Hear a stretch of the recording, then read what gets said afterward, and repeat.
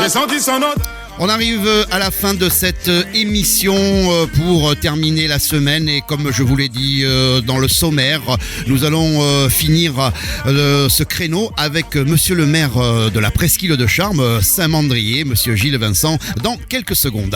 Top FM, le Sud. Christian Vidal sur Top FM, de 7h à 9h, votre réveil musical à écouter sans modération. La presqu'île de Charmes. Bonjour monsieur le maire. Bonjour à tous. Alors, quand je dis la presqu'île de Charmes, il est évident qu'à la radio, tout le monde sait que je suis de cette presqu'île, que je dis toujours c'est mon maire que je vais avoir au téléphone. Comment il se porte mon maire? Comment allez-vous d'abord, Gilles Vincent? Écoutez, je vais bien.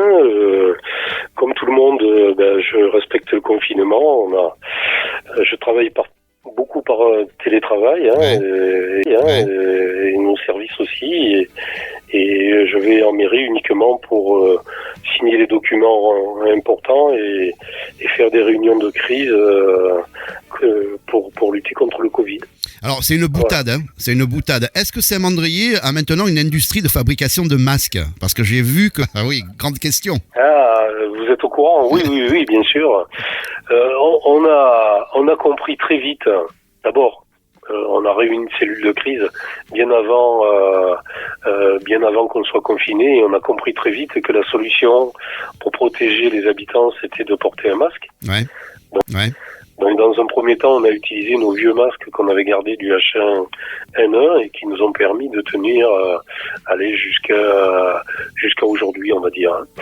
Et puis, entre-temps, on a été aidé par la région, par l'association des maires du Var, mais on a aussi compris qu'il fallait, par la main, fabriquer des masques. Ouais. Donc, depuis 3 semaines, à peu près 70 bénévoles et des élus se réunissent pour couper du tissu. On est devenus des grands spécialistes de coupure de tissu, et puis on a une quarantaine de couturières qui fabriquent des masques donc lavables, et que nous distribuons à la population.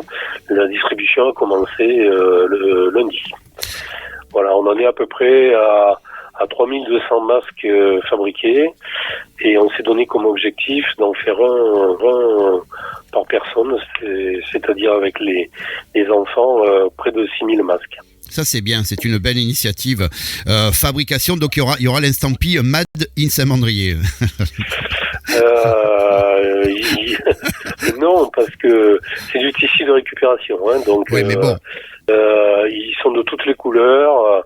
D'ailleurs, la population a été solidaire, puisqu'on a eu un monticule de tissus, et encore une fois, on a démontré que les mandrins étaient solidaires. Alors, je voudrais pas les citer tous parce qu'on n'a peut-être pas le temps tellement il y en a eu, mais j'ai vu sur votre page Facebook, Mercin vous a même offert une grande bobine de 100 mètres d'élastique, ou je crois même plus que ça. Oui, c'est ça. Oui. Ouais. Le gros problème a été de trouver des élastiques. On a beaucoup couru avec mon épouse pour en trouver.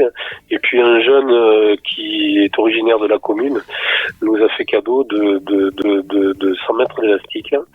Et donc aujourd'hui, ça va nous permettre de fabriquer les 6000 masques. Alors je l'ai dit la dernière fois que je vous avais fait l'interview, cet été vous étiez en torse nu en train d'éteindre l'incendie, vous êtes un ancien rugbyman, donc vous mouillez le maillot, et là je vous ai vu énervé par rapport à l'ouverture des écoles. Qu'est-ce qui s'est vraiment passé? Donc vous ouvrez pas les écoles à Saint-Mandrier?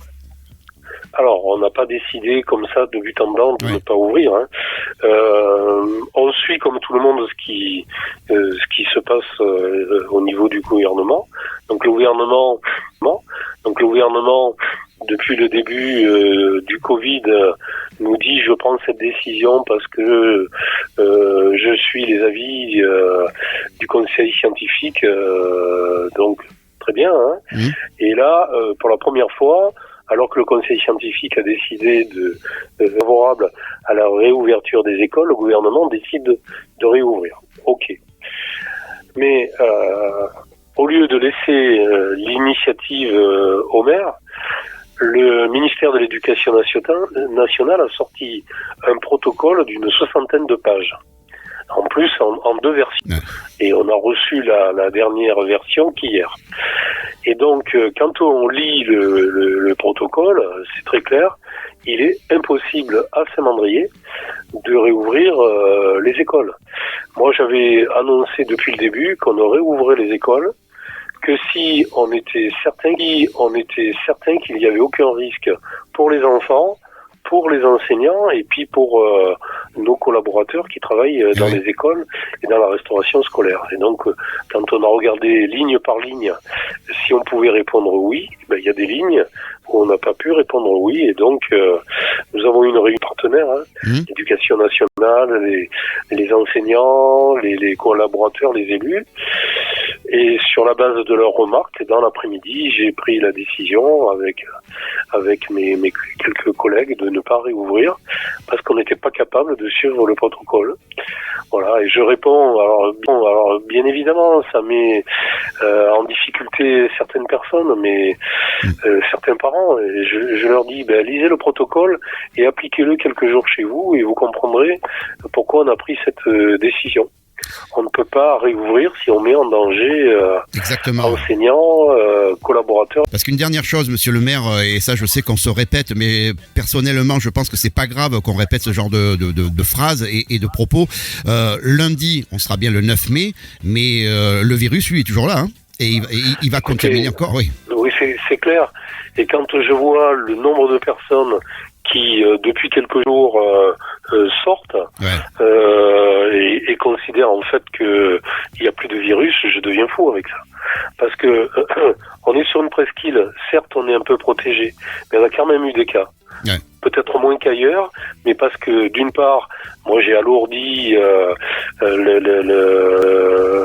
les conditions de sortie puisque j'avais mis 200 mètres au lieu d'1 kilomètre. On s'est fait retoquer par le tribunal. Depuis qu'on s'est fait retoquer, les gens sortent. Et hier, j'ai été fou de rage de voir qu'il y avait autant de monde dehors, y compris sur les plages. Ouais, c'est ça. Compris sur les plages. Alors je m'imagine et je dis à tous, sortez le moins possible et surtout, portez un masque dès que vous sortez. Exactement. Et puis moi je dis, je vais plus loin, emmenez votre gel hydroalcoolique, faites attention.